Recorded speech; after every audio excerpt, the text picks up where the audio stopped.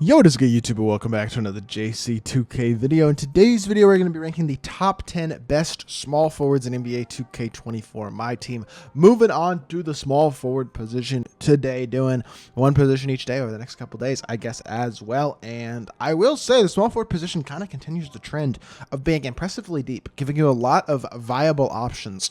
I would say there are all 10 of these guys, probably at least arguably competitive level players, and then some really good cards that aren't even in the top 10 again at the small forward position. 2K has done a really good job as of late of dropping a lot of versatile options at really all these positions so you have several different competitive level options, and it's not just one or two guys that are really viable at the position, which I'm a huge fan of. But before we hop into it, if you haven't already, make sure you hit that subscribe button. Help me push towards the 18,000 subscriber mark on the channel. I upload every single day, and I'd really appreciate it if y'all do subscribe. But without further ado, let's hop right into it. So first team today, or first player today, I should say, is going to be Carmelo Anthony at number 10. I love Melo offensively, but defensively, he's not exceptional, and he's also missing one pretty important offensive badge that does hold him back a little bit, and that is the speed booster badge, which is pretty important for him as a shot creator.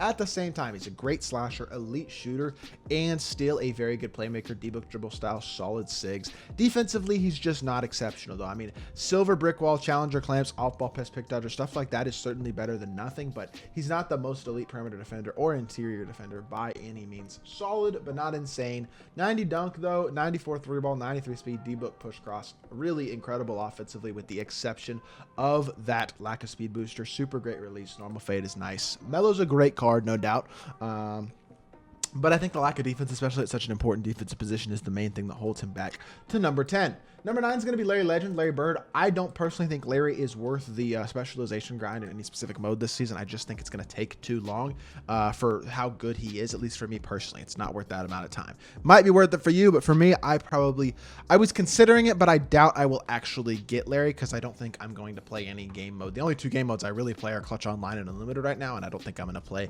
either of them enough to actually get Larry. So 6'9", 7 foot wingspan. He's got good size. I love the ability to get every single badge. The shooting badges are elite. Playmaking badges aren't terrible. Definitely needs blow by and speed booster added, though. Defensively, he's very, very good. He's a solid but not incredible slasher. Very good shooter, and he's got good athletic ability. Movement on him isn't awful, but it's not great. The Steph drag back, pro behind the back. He has a good behind the back. I mean, it gives him some movement for sure. Basic fade is nice. I don't love his release. It's a little bit baited, I will say, but his range is exceptional. I really do think he's a very, very good card across the board. Very high on what Larry can do for you at the small forward position, if he's fully badged at least. But I will say there are several better small forwards for sure. He's just, in my opinion, not really worth the grind.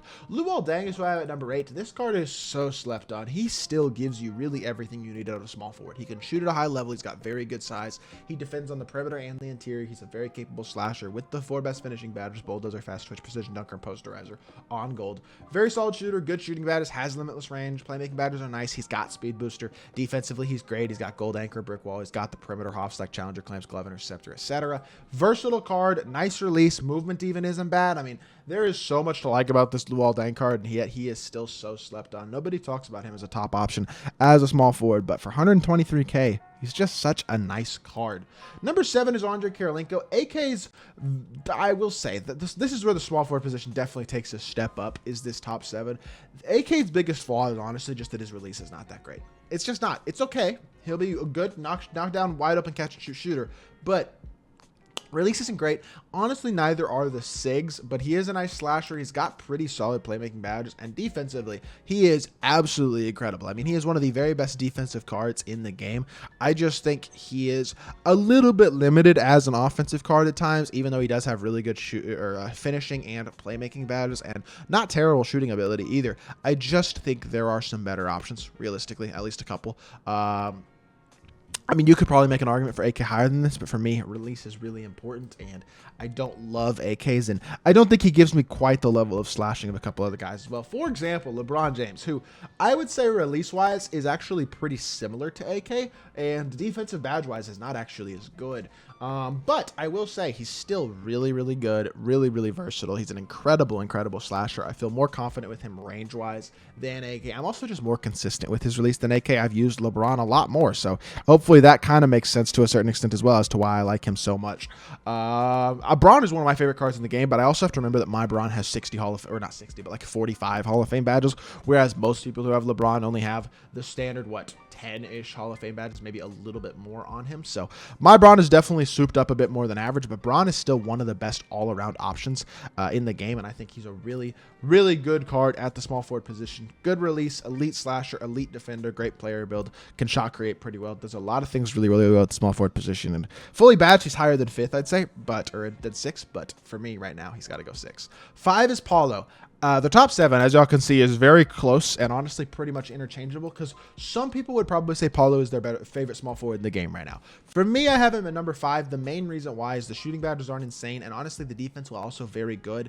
Not ridiculously insane either. Doesn't have Hoff clamps, challenger, anchor, brick wall, interceptor, things of that nature, glove, pick dodger, off-ball pest. He's a solid all-around defender. He's an incredible slasher, and he's got a smooth release. He's a good shooter, has Hoff speed booster, decent playmaking ability as well. He's an awesome card with a good release. Not amazing SIGs, but not terrible. I will say the hardened escape is not good. That's not a very good SIG.